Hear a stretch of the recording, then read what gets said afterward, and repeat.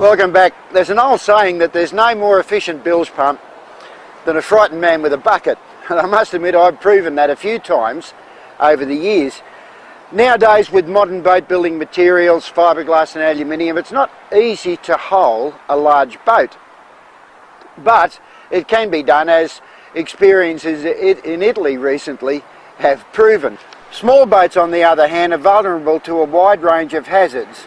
Modern outboards propel them at spectacular speeds, ensuring that any impact will be great, and even the smallest of snags can do considerable damage. Among these are logs which float just below the surface, always a problem after heavy rains or king tides, submerged rocks, and even the boat settling over its own anchor in shallow water as the tide goes out. Any one can be a serious problem, particularly if you're a long way from home, especially if you're at sea, as small boats rarely carry a bilge pump and the leak may overcome the best bailing efforts. I recently came across a product which can be a lifesaver. It's inexpensive, it works remarkably well, even for a large hull. I prepared this fiberglass dinghy by cutting a hole 100mm by 25mm in the bottom alongside the keel, large enough to simulate even the worst case scenario, and we launched the boat. I was amazed at the rate with which the water cascaded into the boat.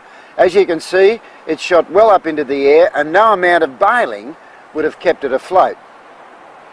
Boat Bog looks and feels very much like modelling clay, commonly called plasticine, and it can be kneaded to whatever shape you need. There's plenty in the pack to cover even the largest hole, and its most spectacular quality is its ability to stick to the inside surface of the hull, even underwater. It's a simple matter to work the material into the appropriate shape, press it down all around the hole, and the leak is stopped.